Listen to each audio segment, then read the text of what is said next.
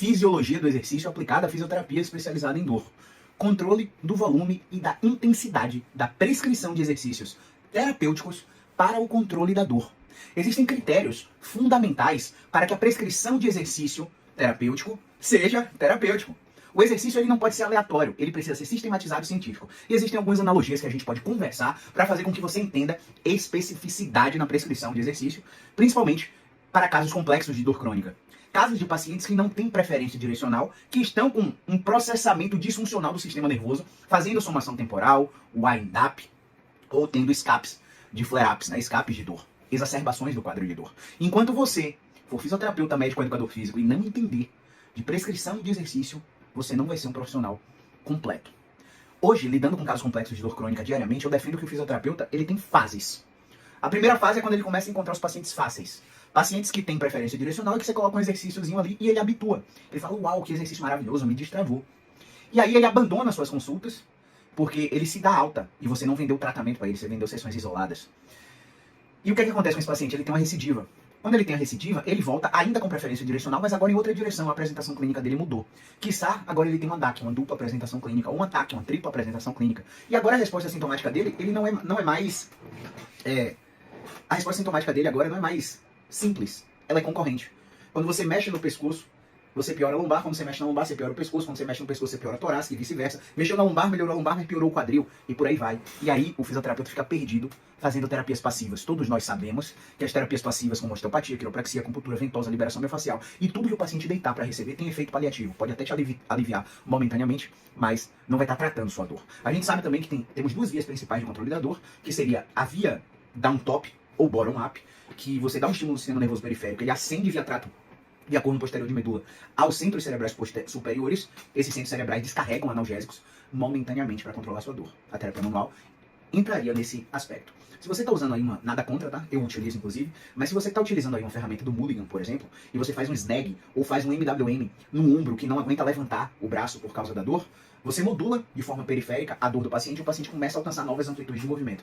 Ao contrário do que muitos pensam, você não ganhou amplitude de movimento, porque ele não tinha déficit de amplitude por uma articulação estruturalmente comprometida. Ele tinha inibição neurogênica. A dor gera inibição neurogênica, vai lá e desativa o fuso neuromuscular, os órgãos tendinosos de Golgi, e o paciente torna-se incapaz de levantar o braço. Se isso se perpetuar, aí uma alteração morfológica e funcional na articulação vai acontecer. Aquela artrose acromioclavicular, aquela lesão de Bankart, que era indetectável no exame físico, mas já existia no exame de imagem, agora vai se tornar sintomática, entre muitas aspas, real. E isso pode acontecer não só no ombro, mas no seu pescoço, na sua TM, na sua cervical, na sua lombar, no seu quadril, no seu joelho, em todas as articulações.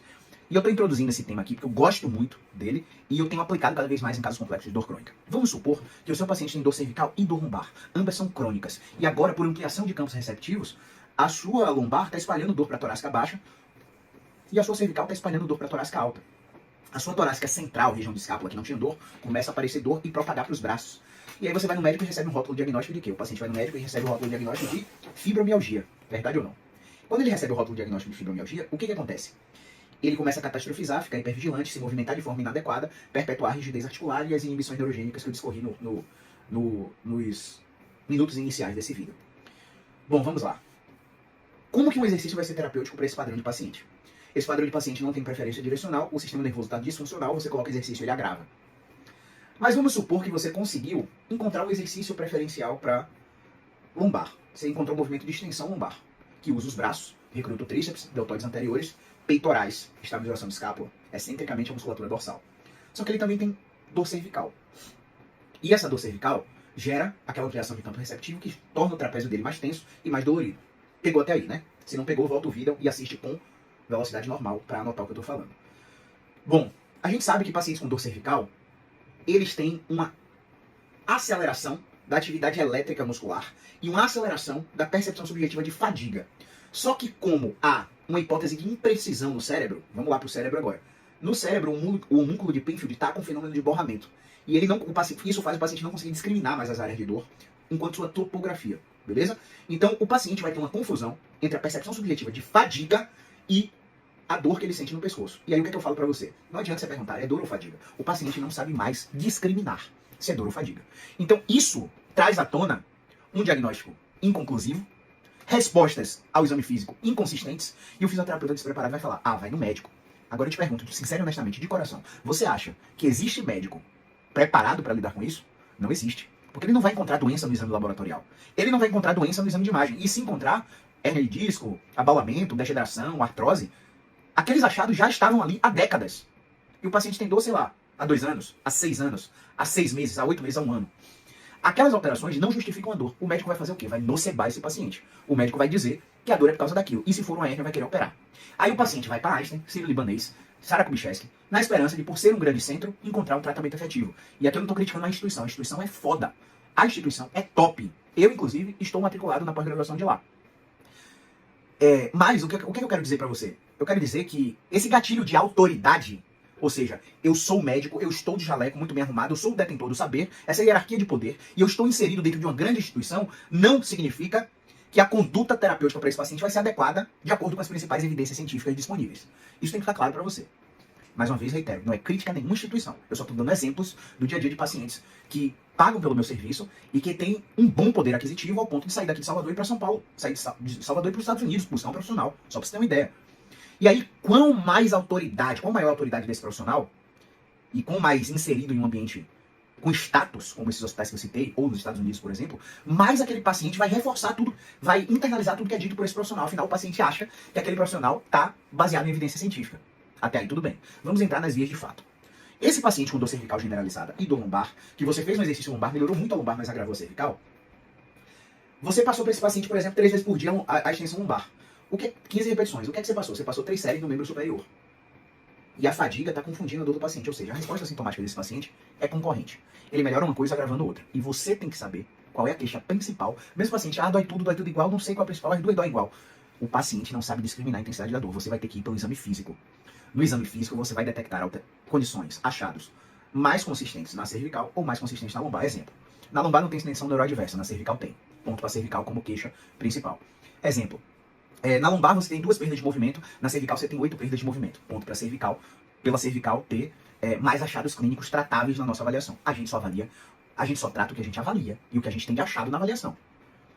Você não pode supor que o pescoço do paciente está encurtado e passar o alongamento. Você não pode supor que o pescoço está fraco sem fazer um teste de força. E se você fizer um teste de força, você vai comparar com o quê? Você tem o baseline? Você tem a força do pescoço do paciente antes dele ter um episódio de dor? Ou a cronificação da dor? Você não tem. Então pare de assumir que está fraco e está encurtado e fortalece e alonga. Isso não existe. Você não pode supor que o paciente tem instabilidade articular na cervical se o Sharper Cluster não está positivo e se você não tem achados consistentes de exame de imagem, como a ruptura do ligamento alar ou do ligamento transverso de C0, C1, C1, C2.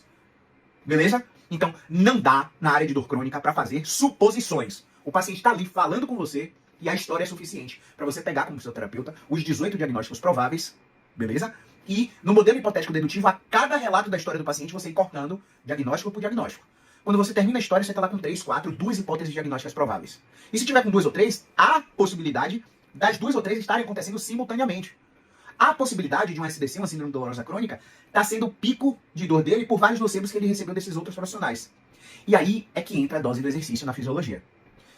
Se eu respeitei o que eu chamo de contingência de tempo e de dor, ou que alguns autores chamam de pacing, por exemplo, eu fiz a extensão lombar, melhorei a lombar, passei para casa, 3 séries de 15 repetições todo santo dia.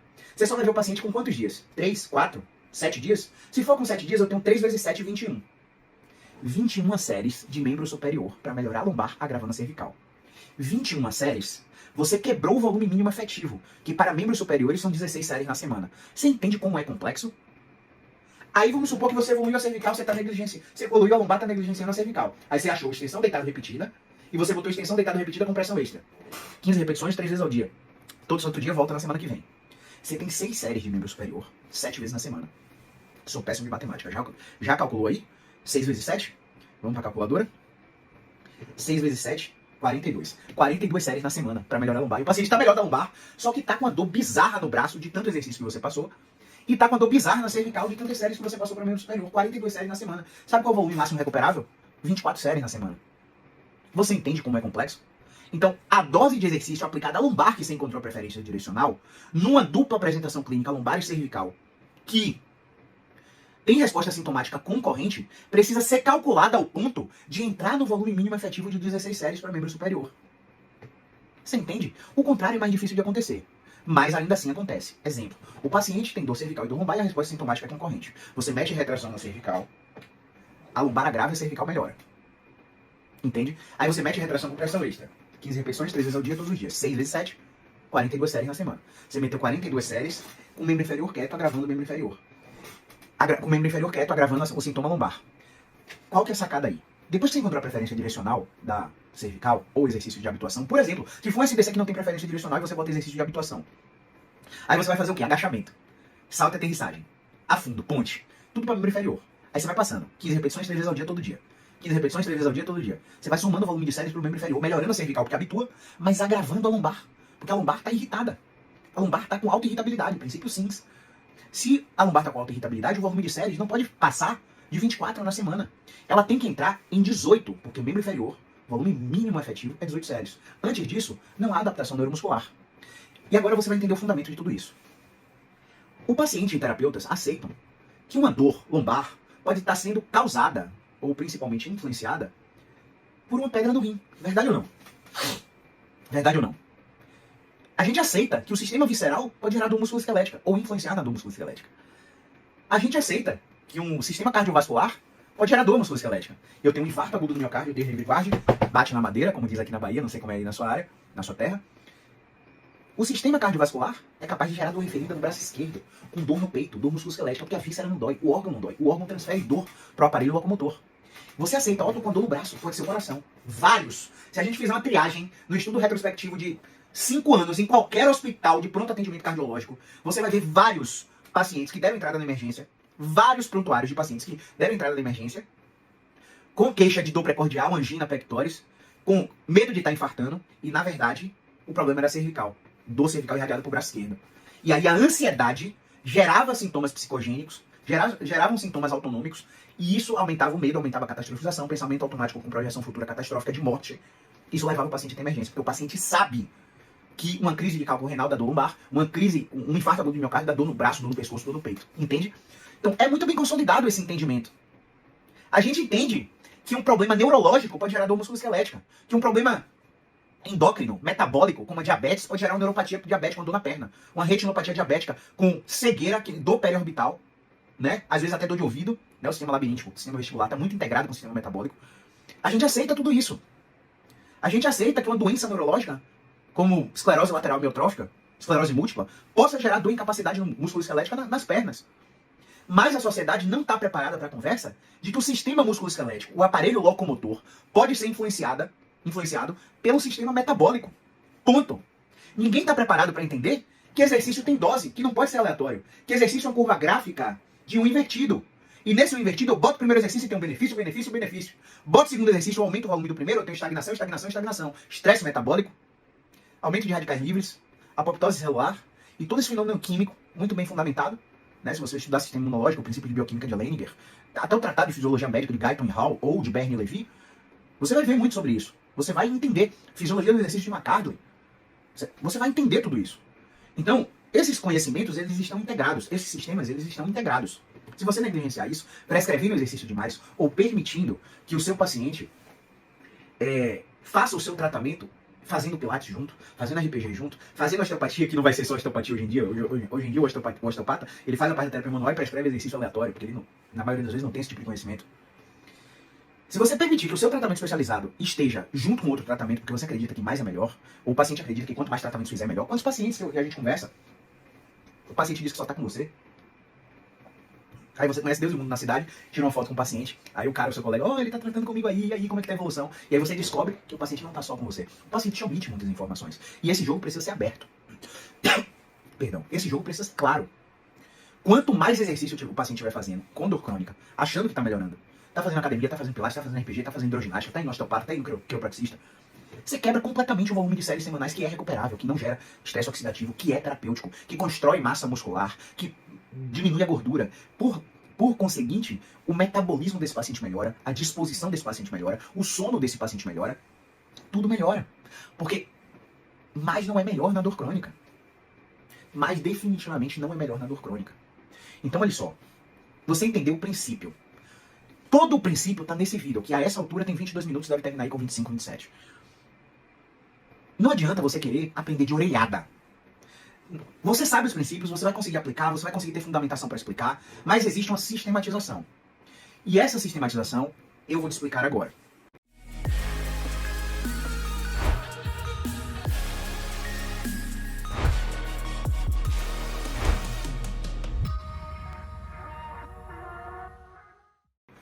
Tá, Caio, já entendi o processo, agora eu quero entender a sistematização. Muito simples.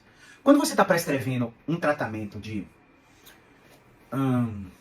10 meses ou 12 meses, quando você está prescrevendo um tratamento de 3 meses, 6 meses, você precisa organizar os exercícios base que você vai prescrever. Caio, eu vejo você só fazendo agachamento, salto e aterrissagem. Por quê? Existe uma coisa chamada relação estímulo-fadiga. Eu posso fazer um agachamento aqui agora para você ver. E se eu fizer um agachamento aqui agora, eu, Caio, posso sentir mais o joelho do que o quadríceps. Posso sentir mais o quadril do que o quadríceps. Posso sentir mais a lombar do que o quadríceps. Nesse caso, a minha REF, relação estímulo-fadiga, é baixa. O agachamento livre não é um exercício que recruta bem o meu quadríceps para eu ter estresse metabólico / tensional e gerar um colateral de efeito no sistema nervoso para ter efeito analgésico. Já você, Adriana, João, Maria, quando faz o agachamento, sente muito o quadríceps, mas muito, não sente nada do joelho, não sente nada do quadril, não sente nada da lombar. O seu REF é alto. A sua relação estímulo-fadiga é altíssima. Portanto, o agachamento livre para você é um exercício com alto estresse metabólico tensional. Está claro isso? Se você coloca o afundo para fazer, você sente mais lombar, sente mais joelho, sente mais quadril. Sente pouquíssimo quadríceps, sente pouquíssimo glúteo. Se eu fizer o afundo, eu grito de dor muscular no quadríceps e no glúteo. Eu sinto demais. Para você, o afundo, o REF é baixo. Para mim, o REF é alto. Baseado no meu REF, eu tenho os meus exercícios base. Vamos para um exemplo mais clássico, stiff.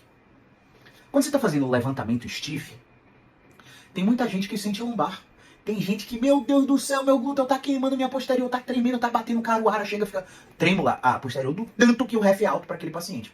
Então tem pessoas que o stiff tem um REF alto, tem pessoas que o stiff tem REF baixo. E por que eu tô usando a sala de musculação para exemplificar isso? Para ficar mais claro. Ficar muito mais claro. Tem paciente que quando vai fazer extensão deitado repetido sente muito mais o tríceps do que outras pessoas. Tem paciente que sente muito mais o ombro. Tem paciente que sente o pescoço.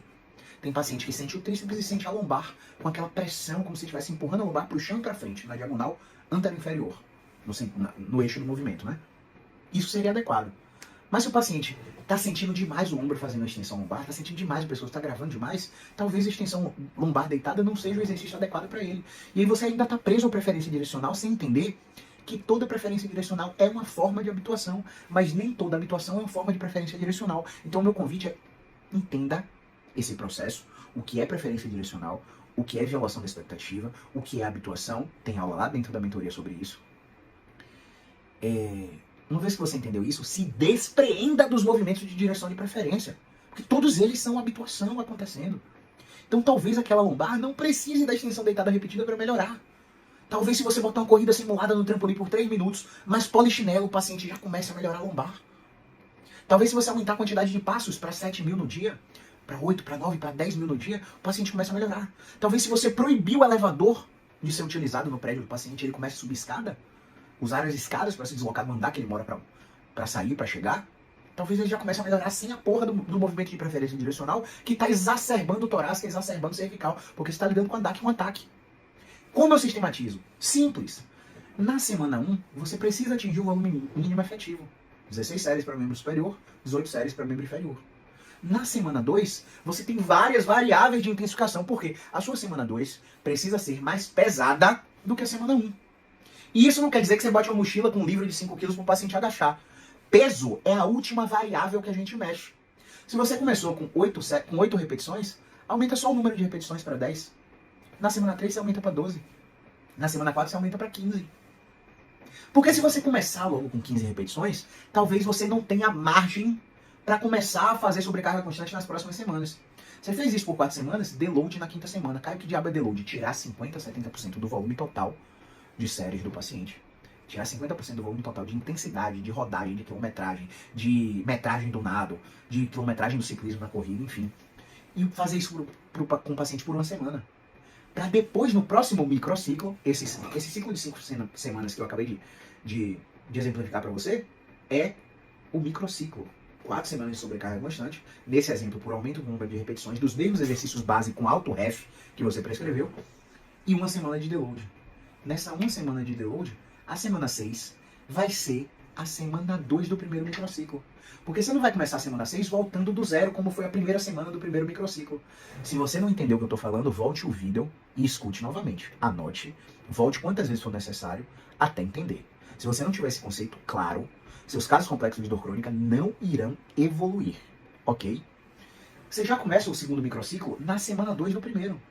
A sua primeira semana do segundo microciclo tem que ser mais pesada do que a primeira semana do primeiro microciclo. Nesse caso aí você está na semana 6 de tratamento. Para um tratamento de 3 meses, você ainda vai evoluir bem na prescrição de exercício. O que acontece em academias, em ambulatórios de fisioterapia, em consultórios de fisioterapia? O cara aumenta o número de repetição, aumenta o peso, aumenta a quantidade de séries, ainda coloca uma técnica de treinamento, como por exemplo um bisete. O cara faz 2 exercícios em um. Ou seja, você manipulou, ainda diminui a cadência, faz mais devagar. Faz cadência 20-20. O que é cadência 20-20? 2 segundos de descida, 0 de isometria, 2 segundos de subida. Cadência 21-21, 2 segundos de descida, 1 segundo de isometria, 2 segundos de subida. Contando no relógio. Cronômetro ligado enquanto tá fazendo exercício.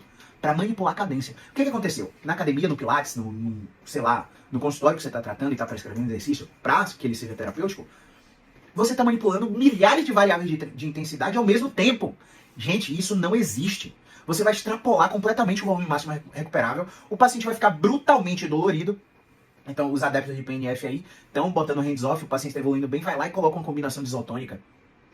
A combinação de isotônica dentro da prescrição de exercício terapêutico para controle de dor crônica vai entrar como técnica de treinamento. Se você vai usar o diabo da combinação de isotônica, que eu uso praticamente diariamente, muito boa ferramenta, né? Manter relaxar, contrair relaxar. Voltando, interrompeu aqui o vídeo porque o alarme do celular tocou. É uma técnica muito boa para ser utilizada. Só que vai entrar como técnica de treinamento e vai furar o volume máximo recuperável. Se você vai utilizar, utilize só ela. E ainda no momento que o paciente precisa de hands-on, até desmamar o hands-on para colocar o hands-off. Porque aí você quantifica no tempo de execução, na quantidade de repetições que você está fazendo de combinação de isotônica, para ter um bombardeio de ativação muscular. Eu brinco que é um treinamento olímpico quando a gente tem que usar isso. O paciente realmente tem a unidade motora recrutada. E existem estudos que esse tipo de técnica com ativação eletromiográfica aumenta o recrutamento lá na tampa, como se você estivesse fazendo a contração voluntária máxima mais eletroterapia por corrente estimulatória, né?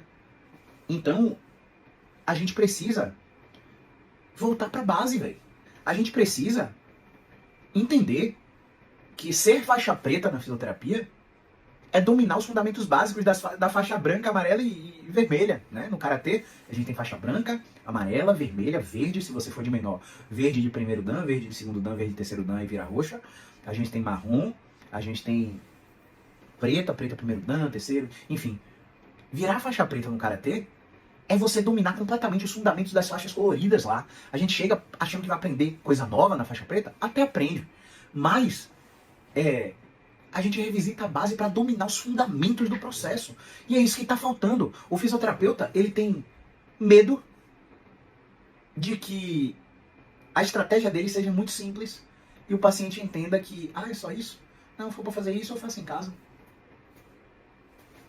Um exemplo de sistematização sem aumento do número de repetição seria aumentando o volume de séries.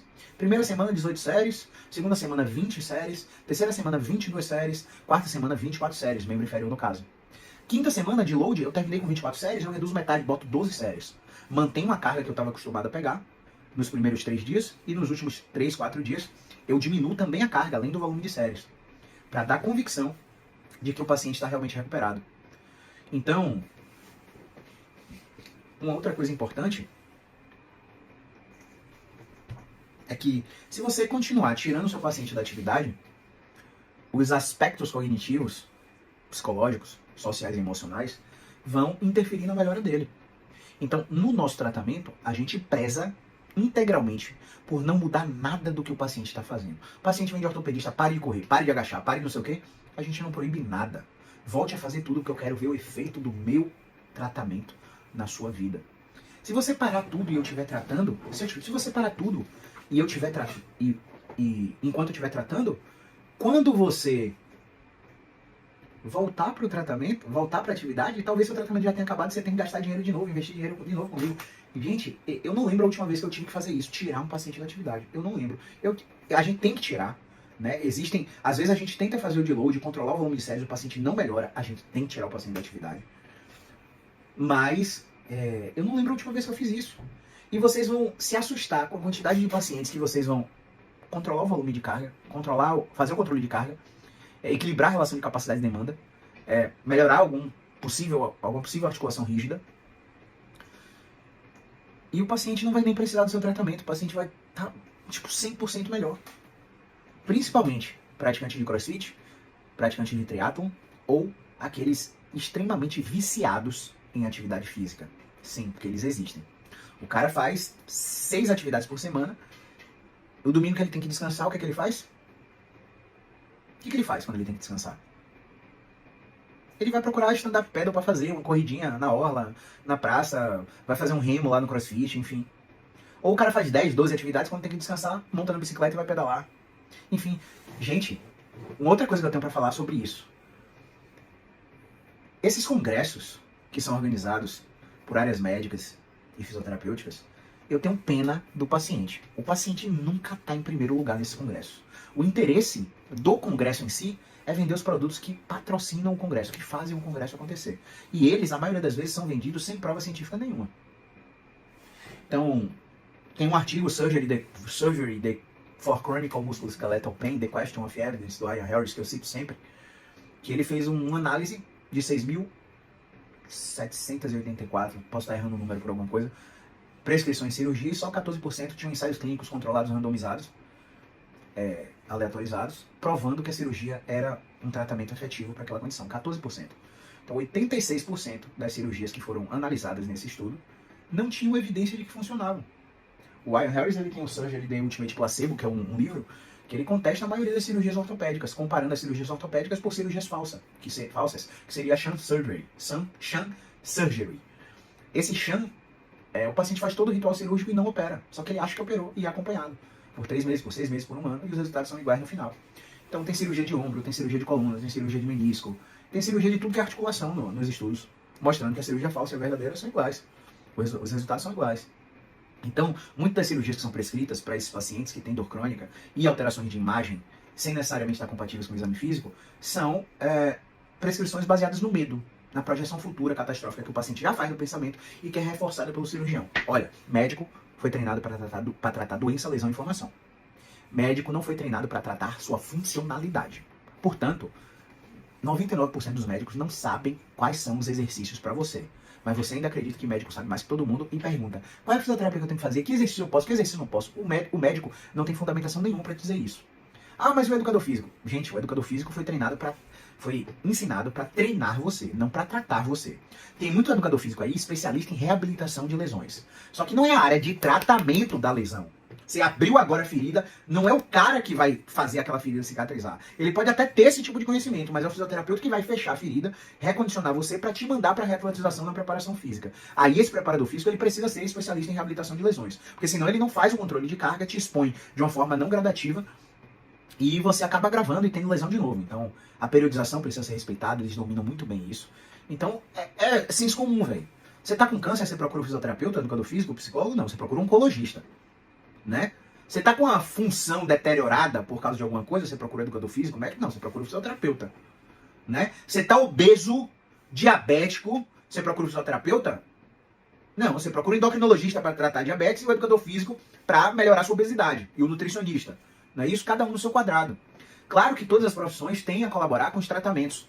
Afinal, se você estiver fazendo exercício com o personal, só o fato de você estar fazendo exercício já é um ponto muito positivo para tratar a dor crônica.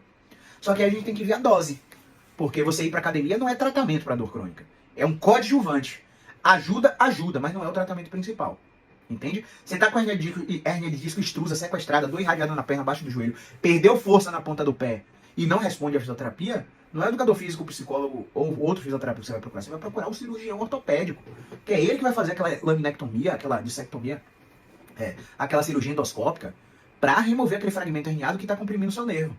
A maioria dos exames de imagem que mostram compressão nervosa não são compressões nervosas suficientes para gerar a dor radicular irradiada da perna. Se você tem uma alteração de imagem, se o paciente tem uma alteração de imagem compatível com mielopatia compressiva, com alguma compressão medular, aquela compressão tem que ser coincidente com o seu exame físico. Se não tiver coincidente com o exame físico, você tem que descartar aquela condição e tratar conforme os diagnósticos próprios da fisioterapia. Dentro desse diagnóstico, você vai encontrar características comuns, disfunções de movimento, disfunções de controle, disfunções de descarga, né? E você vai tratar essas características comuns caso você as encontrem. E dentro desse tratamento, você vai rastrear o volume de exercício do paciente. E se o volume tiver de menos, você vai orientar para aumentar. E se o volume tiver de mais, você vai orientar para reduzir. Agora, abra mão do controle. Informação, ela não é suficiente para mudança de comportamento. O que é que isso quer dizer? Caixa de cigarro, pessoal. Tem lá dizendo que você vai morrer, porra. É suficiente para o cara parar de fumar? Não é. Então, por mais que você tenha o conhecimento norteado pelas evidências, o paciente decide se vai seguir ou não. Você pode influenciar positivamente o paciente a seguir? Você pode. Como você vai influenciar o paciente a seguir? Através da comunicação persuasiva, que eu chamo de comunicação terapêutica. Através do questionamento socrático e reflexivo. A sua comunicação interfere brutalmente na adesão do tratamento do paciente. E para isso, vocês têm as hot seats, as sessões clínicas, muito em breve o Mastermind, muito em breve as Happy Seats, que vai ser um projeto massa acima da mentoria, que eu vou apresentar dentro do evento presencial da mentoria, e que vai ser um grupo ainda mais seleto do que os mentorados. Que eu tenho certeza que não é todo mundo que vai entrar. Não é todo mundo que vai querer entrar, não é todo mundo que vai ter verba para entrar, e não é todo mundo que está apto a entrar. Como sempre, a gente vai aplicar formulário para todos, e os interessados serão avaliados enquanto seu comportamento, enquanto sua mentalidade, para saber, enquanto a previsibilidade do que pode acontecer dentro do processo, para saber uma previsão de como eles reagiriam, para a gente entender, ó, esse aqui tem apetite para o risco, esse aqui não tem apetite para o risco, tá na zona de conforto, tá tudo bem. Beleza? Eu espero que com esse vídeo, que vai ser um vídeo exclusivo dos mentorados, mas que eu vou deixar liberado para todos por 7 dias, saindo do ar no domingo à meia-noite, você tenha entendido que tratar casos complexos de dor crônica, o buraco é muito mais embaixo. Realmente é complexo. Que exercício tem dose, que o acompanhamento tem uma sistematização e que você não pode negligenciar a fisiologia do exercício. Você tem que estar entendendo e estar com olhar clínico para detectar que aquele bloqueiozinho de movimento que você está achando, que está sozinho, na verdade é uma dupla ou tripla apresentação clínica e você só não teve olho clínico para detectar. E que às vezes o exercício que você está prescrevendo para melhorar uma coisa pode estar agravando outra. Por isso, talvez, em alguns casos, seja importante que você avalie todos os sistemas antes, todo o aparelho locomotor antes, para coletar suas referências, não só mecânicas, funcionais, neurológicas e sintomáticas, mas frequência de utilização de medicação, qualidade do sono, níveis de ansiedade, níveis de preocupação, níveis de catastrofização, níveis de hipervigilância, questionário de incapacidade aplicado à articulação que você está tratando, para que você tenha métricas. Porque é baseado nessas métricas que você vai entender o efeito preditivo do seu tratamento. Caio, como assim? Gente, quanto mais você rastreia, mais você identifica características comuns a pacientes que você ainda vai avaliar, que você ainda não avaliou. E quando esses pacientes são avaliados por você, seu olhar clínico está muito mais treinado e você começa a reconhecer no tapa essas características clínicas. Lembra da tarefa do post-it? Essa tarefa do post-it precisa ser feita. Você precisa ter a característica clínica de cada um dos 18 diagnósticos preso num post-it em uma área de fácil acesso, para que você memorize, para que você tenha uma cola rápida, para que você consiga somar, ó, tem 5 características de uma coisa e 2 de outra. Será que é DAC ou é só essa relevância das 5 características? Entende? Esse processo é muito lindo. Esse processo é apaixonante. Quando você entende esse processo, seja lá qual for o seu sonho, porque tem aluno que, eu vou fazer medicina, porque fisioterapia paga pouco. Porra, paga pouco? Paga pouco? Eu bati em abril 132k de faturamento só de consultório, sem empresa de curso, sem empresa de atendimento domiciliar. Eu fiz uma média de 72k no passado. Média de faturamento 72k como fisioterapeuta. Você sabe quantos médicos faturam 72k em média? Você sabe quanto pau um médico tem que dar para chegar nesse faturamento? Quantos plantões, quantas noites mal dormidas, quantas privações um médico tem que ter para bater um faturamento desse? Cara, você tá numa profissão que nos próximos 5 a 10 anos terá o mesmo status do médico.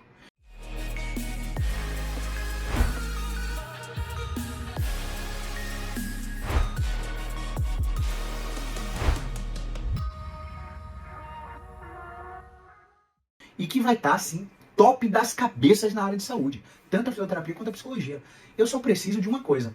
Acredite no processo, porque eu, Caio, tô abrindo mão de alunos que não são comprometidos. Antigamente, eu queria o resultado de vocês mais do que vocês mesmos desejavam. Hoje, eu entendo que nem todo mundo tá disposto, tá com disposição para a mudança de comportamento necessária para o crescimento profissional.